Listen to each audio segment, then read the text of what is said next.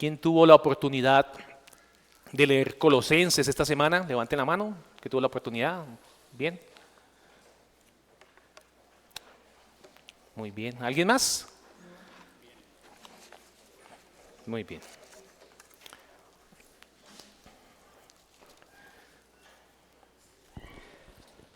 Estamos viendo el tema Adorando según la plenitud de Dios, Colosenses capítulo 2. ¿Quién nos puede recordar aquella declaración autoritativa que afirma este principio regulador? Le doy una pista. Está en la confesión de Westminster. Gracias, mi hermano. Gracias. Está en la declaración de Saboya y en la confesión bautista de fe de 1689. ¿Alguien recuerda qué leímos? ¿Qué dice esa porción?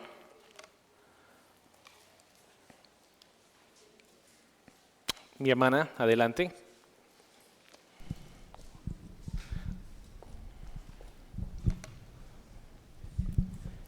Buenos días, que no debemos adorar a Dios conforme a invenciones humanas o que los hombres crean, sino única y exclusivamente de acuerdo a lo que el Señor nos ha dado en su palabra. Gracias, mi hermana. A manera de resumen, tal cual como la hermana lo acaba de expresar, Dios no puede ser adorado de ninguna otra manera no prescrita en las Sagradas Escrituras. Y allí encontramos un párrafo en la Confesión de Fe, en el capítulo 22, párrafo 1, una descripción muy clara. Luego vimos hace 8 días un panorama de Colosenses. ¿Quién recuerda qué tratamos allí? ¿Qué dice Colosenses? Adelante, mi hermana.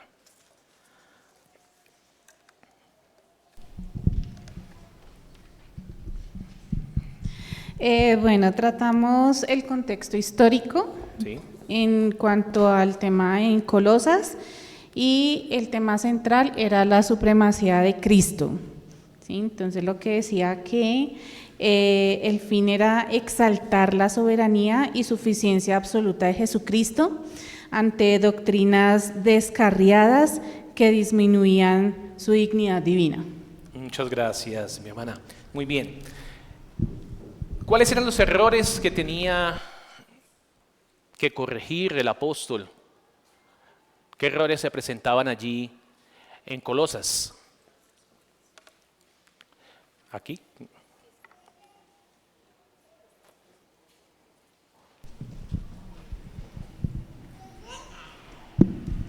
Gracias, mi hermano. En lo que recuerdo, ellos tendían a ser sincréticos, a juntar parte de la filosofía pagana con el misticismo del judaísmo, los ritos, las ceremonias, pero al mismo tiempo también una especie de ascetismo, es decir,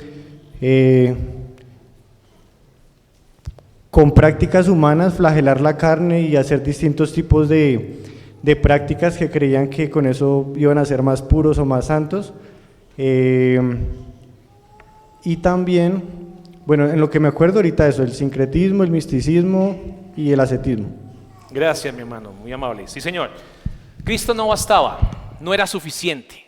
Se requería más elementos para llegar a una adoración plena a Dios, lo que estos falsos maestros estaban manifestando. Entre eso, las filosofías humanas, ese legalismo judío, el ascetismo que acaba de recordarnos mi hermano Kevin.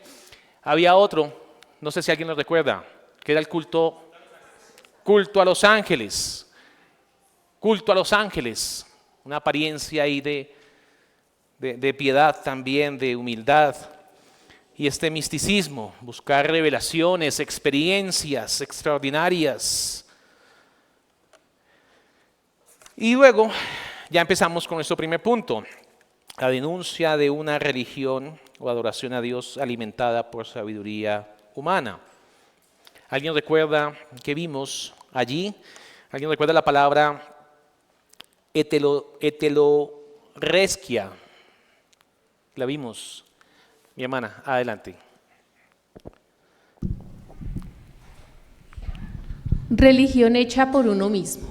Era una religión hecha por uno mismo y vimos el texto de Colosenses 2, versículo 20, especialmente el versículo 23, en la versión de las Américas. Tales cosas tienen la verdad, la apariencia de sabiduría en una religión humana. Muy bien. Vamos a ver el día de hoy. También vimos otro asunto muy importante y era el tema de la conciencia. ¿Alguien recuerda qué vimos allí? Sí, levanten la mano, piden el micrófono para que escuchen toda la iglesia. Adelante. Mi hermano, hablábamos que solo Dios es el Señor de la conciencia y que nadie más podía regirla, ni siquiera nosotros mismos. Gracias. Solamente Dios tiene el derecho de establecer los ritos con los cuales Él recibe adoración. Él es quien ha dado los mandamientos, Él es quien nos ha enseñado a la iglesia las doctrinas que debemos creer. Todo lo que debemos hacer lo ha regulado el Señor. Y nuestra conciencia se debe someter solamente a lo que Dios ha revelado, porque Dios es el único Señor de nuestra conciencia.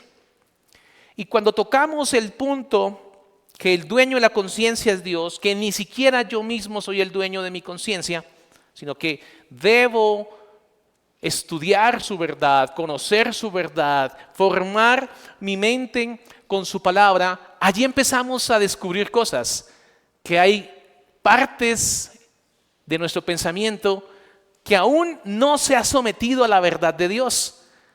Y somos exhortados a que nuestros pensamientos se sometan a la verdad revelada de Dios. Segundo punto. Determinar los términos de la adoración es competencia de Dios. El punto que veremos hoy. Determinar los términos de la adoración es competencia de Dios. Determinar los términos de la adoración es competencia de Dios. Solamente Dios tiene aquella potestad para establecer los términos, la manera en que el pecador puede acercarse a Dios en adoración. Solamente Él tiene esa prerrogativa. Y este punto lo explica muy bien un teólogo escocés de 1800, se llamaba James Bannerman. Y él dice lo siguiente, voy a leerlo para ustedes, abro comillas. El principio fundamental que se encuentra en la base de todo el argumento es que con respecto a la ordenanza de la adoración pública, es competencia de Dios y no del hombre determinar tanto los términos como la forma de dicha adoración. El camino de acceso a Dios se cerró de golpe y se bloqueó como consecuencia del pecado del hombre. Era imposible que el hombre mismo renovara la relación que tan solamente había sido terminada por la sentencia judicial que lo excluyó de la presencia y el favor de su Dios. ¿Podría abrirse de nuevo ese camino y renovarse la comunión de Dios con el hombre y del hombre con Dios? Esta era una cuestión que solo Dios podía determinar. Si era posible, ¿en qué condiciones se renovaría la relación? ¿Y de qué manera se mantendría la comunión de las criaturas con su Creador? También esta cuestión, al igual que la anterior, debía ser resuelta únicamente por Dios. Fin de la cita. Solo Dios tiene esta potestad de establecer la manera en cómo podemos acercarnos a Él. Y podemos ver ejemplos en la palabra de Dios, personas que se acercaron a Él de manera inadecuada. Busquemos el texto de Génesis 4, versículos del 3 al 5. Quien lo tenga, levanta la mano para que el hermano Ujier le alcance el micrófono y lo pueda leer. Génesis 4, versículos 3 al 5.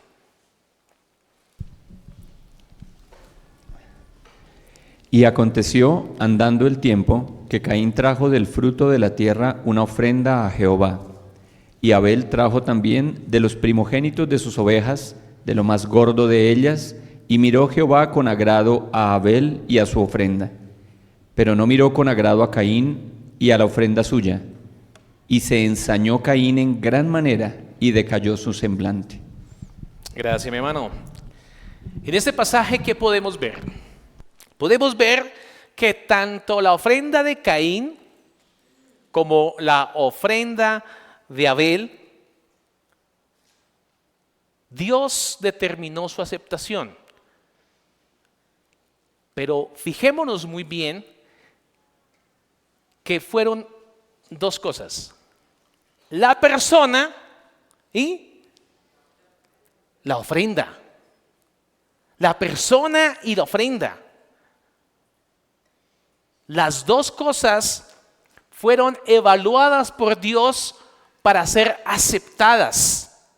Así que nuestra ofrenda de adoración a Dios tiene mucha importancia. Volvamos a leer el texto bíblico para que ya con esta explicación podamos comprenderlo un poco mejor. Adelante, mi hermano, por favor. Y Abel trajo también de los primogénitos de sus ovejas, de lo más gordo de ellas, y miró Jehová con agrado. Leo desde el 3. Sí. Y aconteció andando el tiempo que Caín trajo del fruto de la tierra una ofrenda a Jehová. Y Abel trajo también de los primogénitos de sus ovejas, de lo más gordo de ellas. Y miró Jehová con agrado a Abel y a su ofrenda. Pero no miró con agrado a Caín y a la ofrenda suya. Y se ensañó Caín en gran manera y decayó su semblante.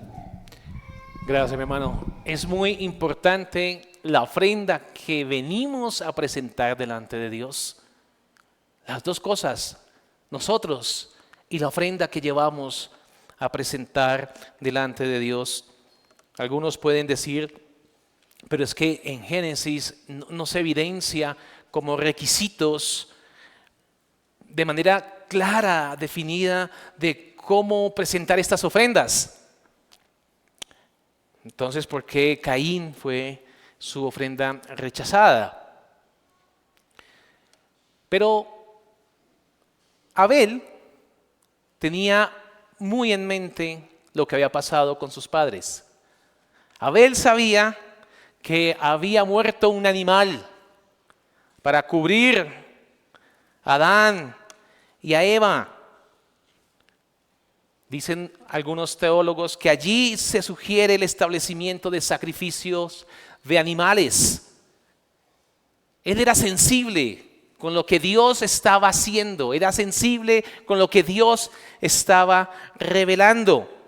Y si vemos allí el texto, dice que Abel trajo también de los primogénitos de sus ovejas, lo más gordo, lo mejor que tenía, lo trajo para presentarlo delante de Dios. Aquí vemos un anticipo de la ley mosaica respecto de los sacrificios. Vemos que Moisés estaba dando a entender también una verdad importante para el pueblo de Dios. Miremos Levítico 27, versículo 26. Y otra persona que me busque, por favor, Números 18, versículo 17. Levítico 27, versículo 26 y Números 18, versículo 17. Sí, Levítico 27, versículo 26 y Números 18, versículo 17.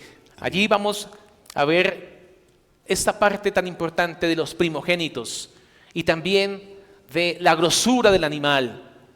Adelante, hermano. Pero el primogénito de los animales, que por la primogenitura es de Jehová, nadie lo dedicará, sea buey u oveja, de Jehová es. Gracias, mi hermano. Números 18, versículo 17.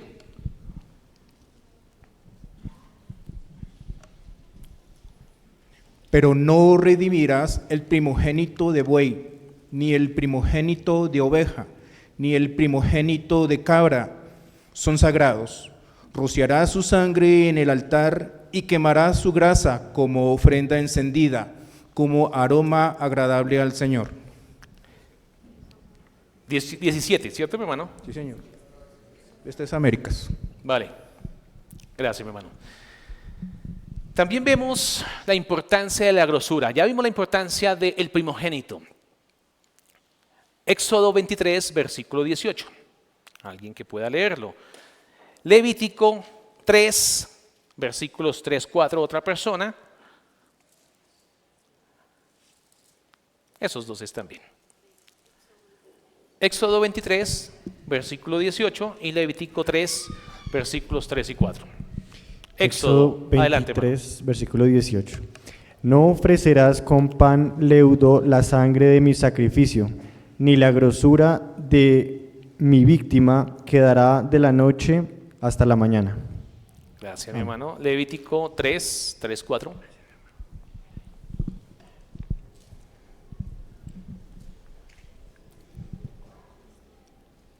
Luego ofrecerá del sacrificio de paz, como ofrenda encendida a Jehová, la grosura que cubre los intestinos y toda la grosura que está sobre las entrañas, y los 2 riñones y la grosura que está sobre ellos, y sobre los ijares. Y con los riñones quitará la grosura de los intestinos que está sobre el hígado. Levíticos 3, 3, 4. Gracias, mi hermano. Moisés tenía la intención de que sus lectores pensaran en el establecimiento posterior de estas leyes. Entonces podemos pensar que Moisés pretendía que tuviéramos una conclusión clara de lo que sucedió allí con Caín y Abel, que tanto Caín como su sacrificio eran inaceptables a Dios, eran inaceptables para Dios. Lo que él llevaba no era bien visto a los ojos de Dios. Nosotros sabemos que hay un texto muy importante para la tradición reformada y es Éxodo 20 del versículo 4 al versículo 6, que ya muchos de ustedes se lo saben de memoria, pero es aquel fundamento del principio regulador en la tradición reformada. Este pasaje nos deja muy claro que Dios es el que tiene la potestad de establecer la forma en que los seres humanos nos acercamos a Él. Y lo leo para simplemente recordarlo para ustedes. No te harás imagen ni ninguna semejanza de lo que esté arriba en el cielo, ni abajo en la tierra, ni en las aguas debajo de la tierra.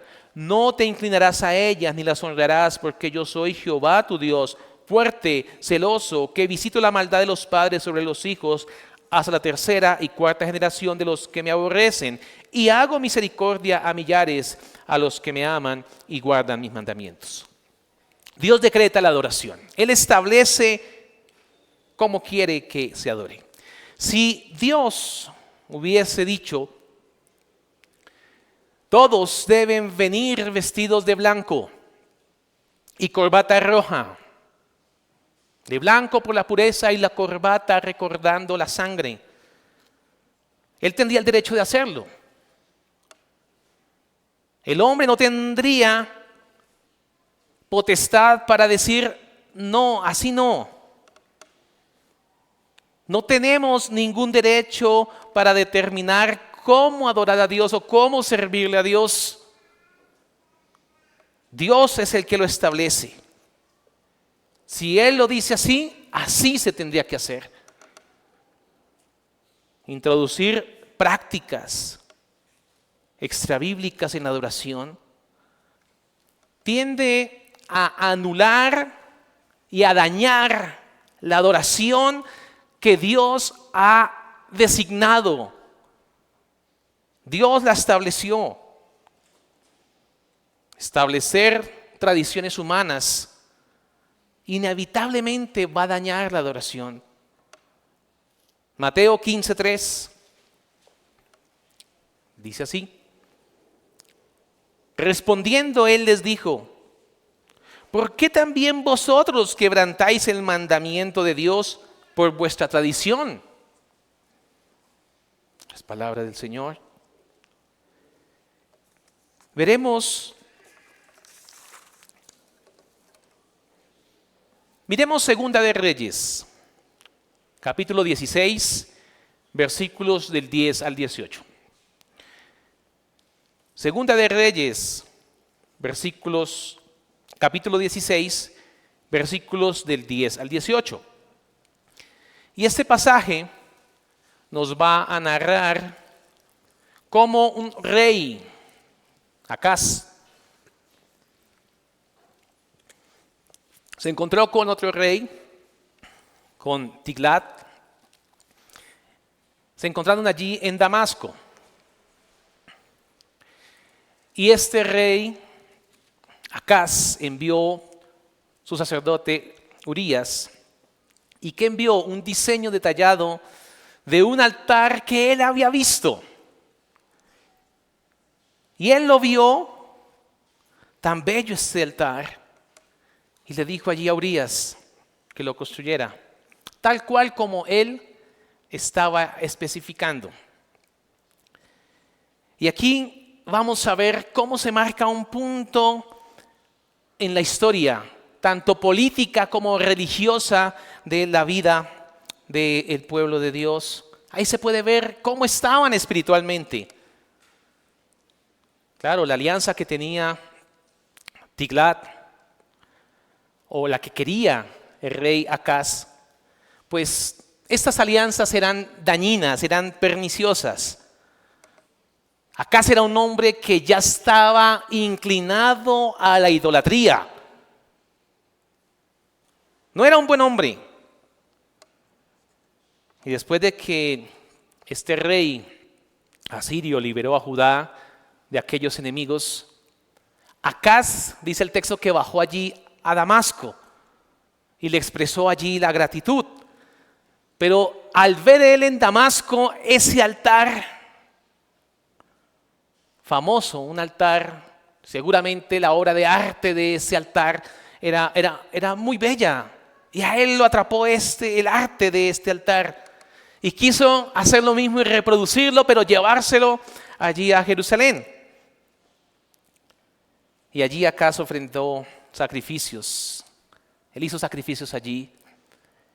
Y él actuó allí mismo como si fuese un sacerdote. Ya lo vamos a leer, pero es importante que entendamos, porque vamos a comprender mejor el texto bíblico cuando lo leamos. Pero hubo más acciones allí que siguieron. Claro, había una estrategia allí importante, pero llevar eso a Jerusalén iba a hacer que la adoración que Dios sí había ordenado se desplazara, se moviera. Y eso era lo que iba a pasar. Acaz lo que hizo fue darle otra posición al altar de bronce. Lo subió un poquito más allí al norte y ordenó allí al sacerdote que realizara los sacrificios regulares, pero en el nuevo altar.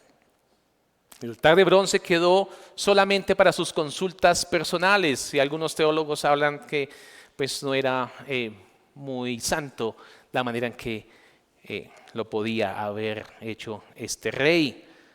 Leamos el texto, por favor, el que lo tenga aquí, mi hermano. Lo vamos a leer. Leámoslo despacio. Amén. Por favor. Después fue el rey Acaz a encontrar a Tiglat-Pileser, rey de Asiria, en Damasco. Y cuando vio el rey Acaz el altar que estaba en Damasco, envió al sacerdote Urías el diseño y la descripción del altar, conforme a toda su hechura. Y el sacerdote Urías edificó el altar, conforme a todo lo que el rey Acaz había enviado de Damasco. Así lo hizo el sacerdote Urías, entre tanto que el rey Acaz venía de Damasco. Y luego que el rey vino de Damasco y vio el altar, se acercó el rey a él y ofreció sacrificios en él, y encendió su holocausto y su ofrenda, y derramó sus libaciones, y esparció la sangre de sus sacrificios de paz junto al altar. E hizo acercar el altar de bronce que estaba delante de Jehová en la parte delantera de la casa, entre el altar y el templo de Jehová, y lo puso al lado del altar hacia el norte. Y mandó el rey Acaz al sacerdote Urías, diciendo: en el gran altar encenderás el holocausto de la mañana y la ofrenda de la tarde, y el holocausto del rey y su ofrenda, y asimismo el holocausto de todo el pueblo de la tierra y su ofrenda y sus libaciones.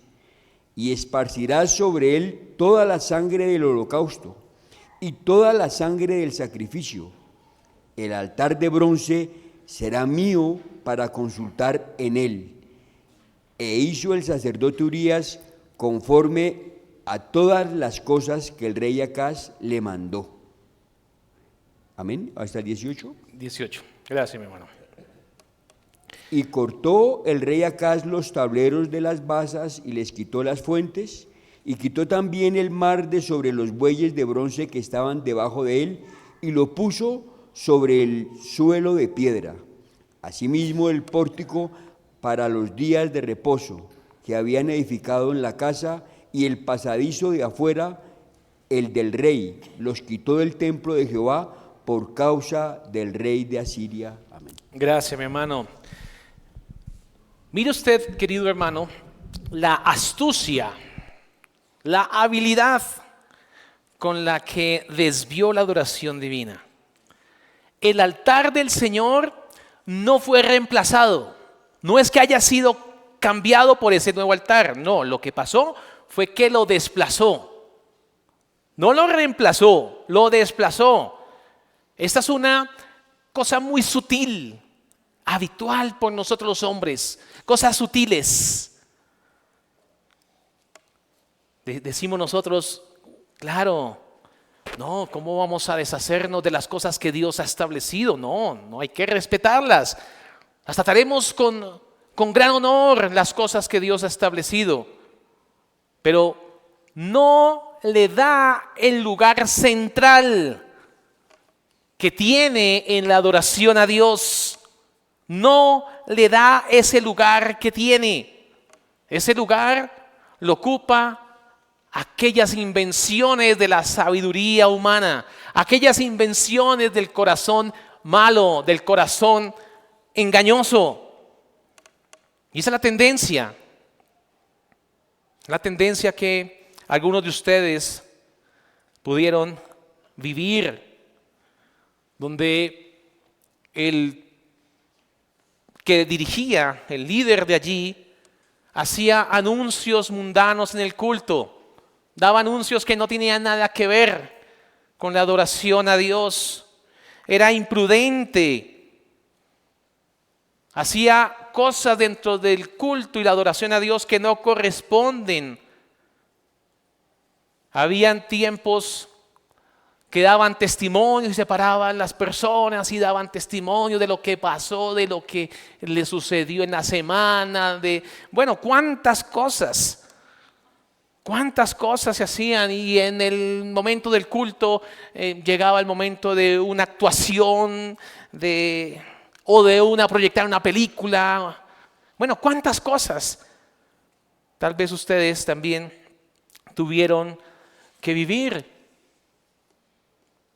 ¿Cuántos presentaban los bebés? Vamos a presentar los bebés que nacieron y los presentamos y todos oraban por los bebés que llegaban a las familias. Y bueno, estábamos con sutilezas. Pero la predicación es muy importante. Sí, muy importante. La oración es muy importante. Los cantos, con esas bandas que ocupaban casi todo y quedaba para el sermón una porción muy pequeña, porque es que eso era lo que decían ellos, ¿no? El mover del Espíritu era tan fuerte que no hubo tiempo para la predicación. Solamente estos 10 minutos para compartir un texto y ya.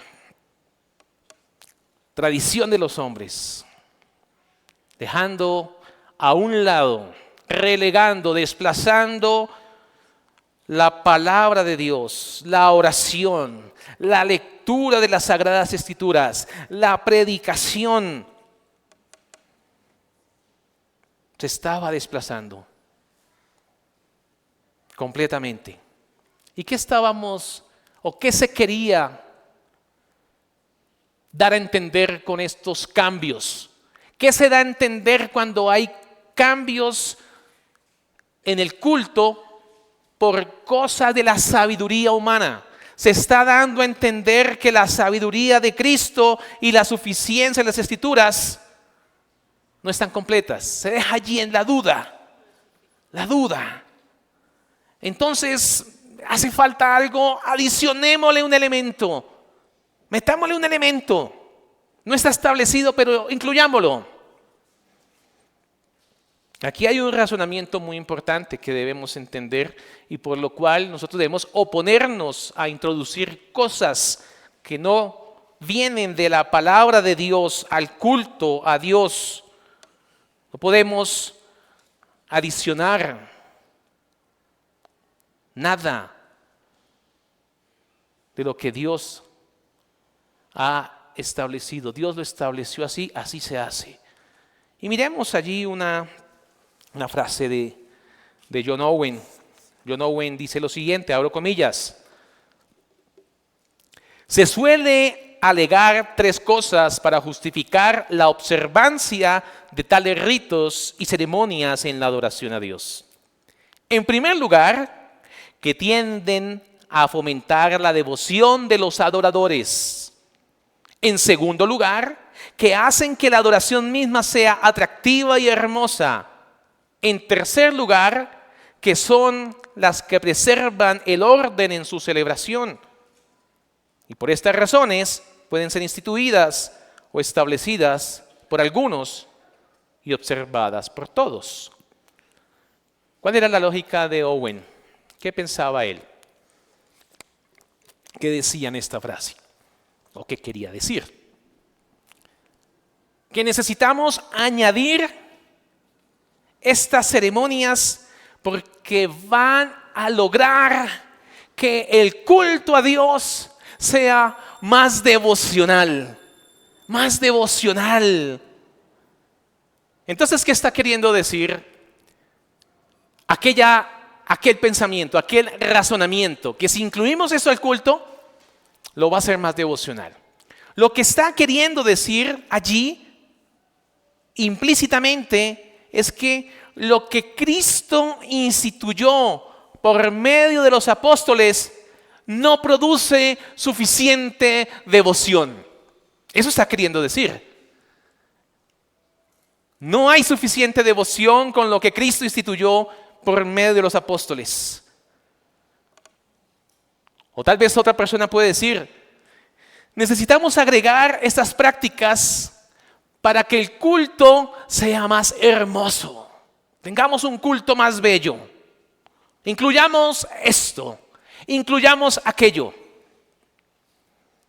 ¿Qué está queriendo decir la persona o ese razonamiento?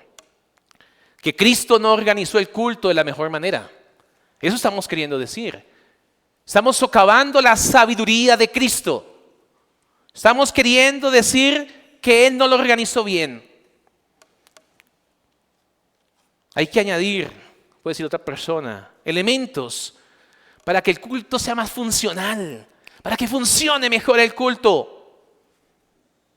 Entonces nos podemos preguntar, ¿Cristo dejó incompleta la organización como la iglesia debe adorar? ¿Está incompleta? Así que debemos tener mucho cuidado lo que expresamos respecto al culto de adoración a Dios. Otro puritano dijo, porque el que es la sabiduría del Padre, el resplandor de su gloria, la luz verdadera, la palabra de vida, incluso la verdad y la vida misma, puede dar a su iglesia, por lo que pagó el rescate de su sangre, lo que no debe ser una seguridad suficiente para la misma. ¿Quién es la sabiduría del Padre? Cristo. Cristo es la sabiduría del Padre. Aquí este puritano empieza recordándonos quién es Cristo. Cristo es la sabiduría del Padre, no es un maestro cualquiera. Él es la sabiduría misma, la sabiduría perfecta de Dios. Entonces puede el infinitamente sabio diseñar mal la adoración a Dios. La respuesta es clara, no. Nuestra condición, ¿cómo es? Caída. Nuestra condición de hombres es caída, es pecaminosa, es ignorante. Nuestra condición es ignorante, es propensa a los errores, a lo malo, a lo desviado. Esa sí es nuestra condición. Entonces, nuestra condición de debilidad, de pecado, de desvaríos, será la que es apta para establecer qué le gusta a Dios. Si somos los que menos sabemos acerca de cómo agradar a Dios, nosotros, los hombres, ¿cómo podemos siquiera pensar que somos capaces de mejorar la adoración a Dios? No tiene sentido. El hombre es el menos indicado para diseñar esa adoración. La iglesia necesita atender lo que Dios ya ha regulado para el culto, como Él quiere ser adorado. Somos los menos que sabemos respecto a este tema. Por eso, esas creatividades debemos dejarlas a un lado. Y debemos llenarnos de la verdad de Dios. Informarnos de cómo Él se agrada en la adoración. Cómo Él se agrada en que nos dirijamos a Él en oración. Cómo Él se agrada en que atendamos la predicación. ¿Cuál es la mejor manera que debemos tener nosotros, o la mejor postura que debemos tener al momento de oír la verdad de Dios predicada?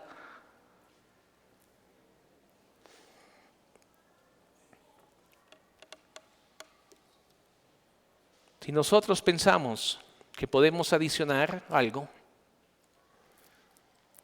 estamos queriendo decir que la Escritura no bastó, que no fue suficiente. Y hay oponentes al principio regulador. Y veremos en 8 días la postura de uno de ellos. Empezaremos con esta postura. ¿Qué dicen ellos? Algunos que argumentan en contra del principio regulador.